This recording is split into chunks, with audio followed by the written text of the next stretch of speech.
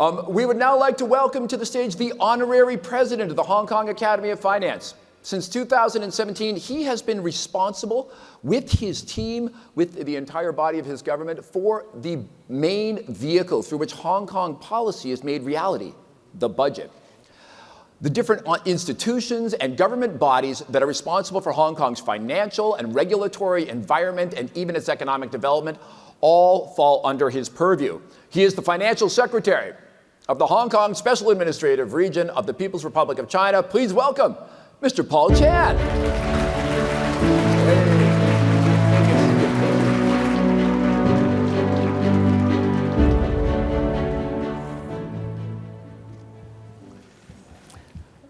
Laura, Eddie, distinguished guests and speakers, ladies and gentlemen, good morning. I'm so glad to see you all after the fruitful panel discussions of the Investment Summit yesterday. I hope you all feel recharged and energized. Today's discussion, Conversations with Global Investors, will focus on how investors could position themselves to manage risks and capture future opportunities. It just can't be more timely. While I look forward to panelists sharing of their valuable insights in their respective investment areas, I would like to share how Hong Kong has weathered through the risks and volatilities in our financial markets. To set the scene, let us acknowledge that the global economic outlook and the investment environment are extremely challenging to everyone. Supply chain disruptions have failed to ease following the 3-year COVID-19 epidemic, aggravated by geopolitical tensions, particularly those from Russia-Ukraine conflict this year.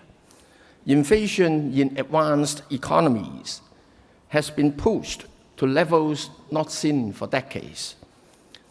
Aggressive, prolonged tightening of monetary policies by central banks to curb inflation will further dampen global demand and investment. Hong Kong is an IFC, but we are also a small and open economy. We virtually have no natural resources and rely heavily on external trade and investment. Our economy is highly susceptible to external volatility. Turmoil in markets outside is destined to impact on Hong Kong. At a city level, how do we manage financial market risks brought by a world characterized by high uncertainties and volatility? Central to this is our belief that we must deal with security and development together in a well-coordinated manner. Security and development are two mutually dependent subjects. Financial stability is an integral part of financial security, which is the prerequisite for economic development. Yet economic development provides the best support to security, as it strengthens our ability and capability to fend off challenges and risks. That is why over the past 3 years, we have paid much attention to ensuring our financial stability and security. First, we have established a surveillance system to detect risks in our financial market.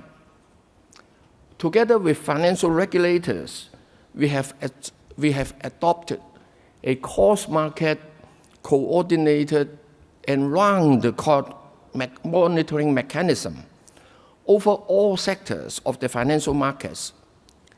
It provides, on a rolling basis, regular and in-depth reports, as well as ad hoc reports of the markets to enable us to detect if risks have been building up. Second, we have stringent capital and other requirements of the regulators We regulate and conduct on-site inspections and stress test them on both regular and ad hoc basis to ensure that they have conducted themselves properly and they are resilient, and reports filed by them are accurate and complete. We will act decisively as and when necessary. Third, we maintain strict discipline and build strong buffers in preparation for turbulences. Take our banks as an example. In Hong Kong, the capital adequacy ratio of banks currently stands at about 20%, which is way higher than the international standard of 8%. Their liquidity ratio is around 155%, compared to international standard of 100%. Classified loan ratio is just about 1%. Our banking system had assets of $3.3 trillion as at the end of last year, more than 9 times of our GDP. One aspect of financial stability that critics like to talk about during times of volatility is Hong Kong dollar exchange rate under the linked exchange rate system. Over the years, we keep the exchange rate of Hong Kong dollars at US $1 to Hong Kong 7.75 to 7.85. When the strong or weak side of the band is touched, the Hong Kong Monetary Authority will come in to take or give Hong Kong dollars in accordance with the system design. The consequential increase or decrease in the aggregate balance will trigger interest rate adjustment, and the market will eventually find its equilibrium.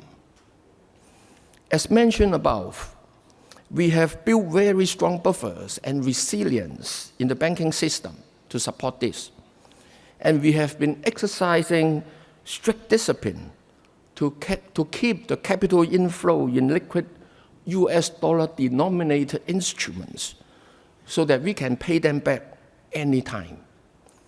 It is all the more worth mentioning that our foreign currency reserves stands at around 430 billion US dollar, equivalent to about 1.7 times of the Hong Kong monetary base. So, if you bet against Hong Kong dollar, you are bound to lose. You can verify my advice with certain hedge fund managers in the US who has been wrong about Hong Kong dollar time and again. As for securities, Hong Kong's stock market is vibrant, active, highly liquid, efficient, and transparent, attracting investors from all over the world. We attach great importance to investor protection as well.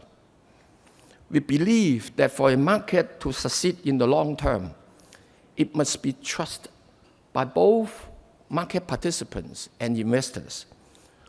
To achieve this, we set clear rules for our markets, stringent requirements on the participants, maintain high transparency of its functioning, ensuring that policies and practices are implemented in a consistent and predictable manner, for they are the cornerstone of international investors' confidence in Hong Kong market, where they can make use for investment and fundraising.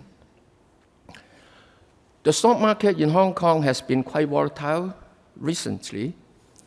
There have been calls that the Hong Kong SAR government should do something, for example, about short selling in the market.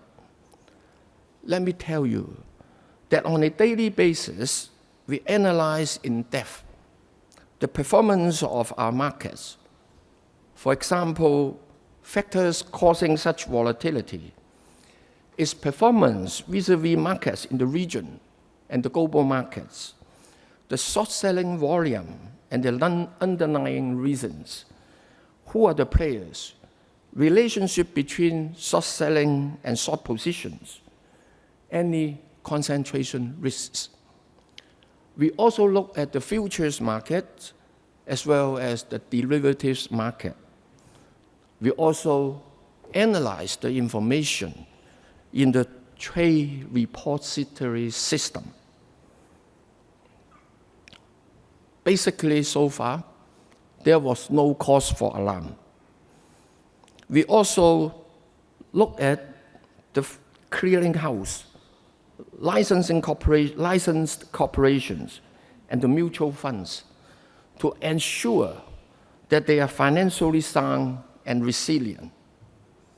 In short, amid market volatility, we focus on whether the markets are functioning orderly and properly, and whether there are systematic risks, irregularities, and vulnerabilities that will threaten Hong Kong's financial stability.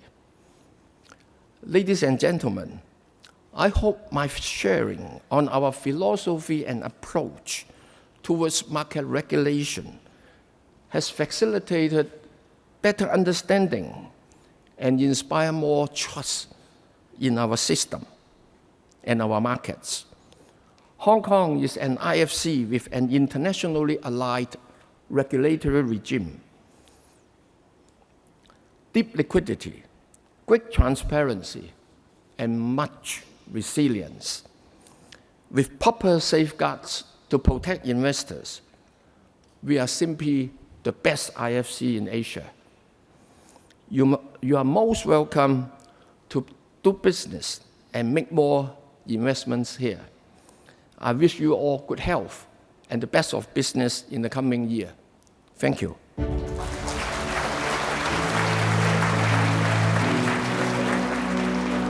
Thank you.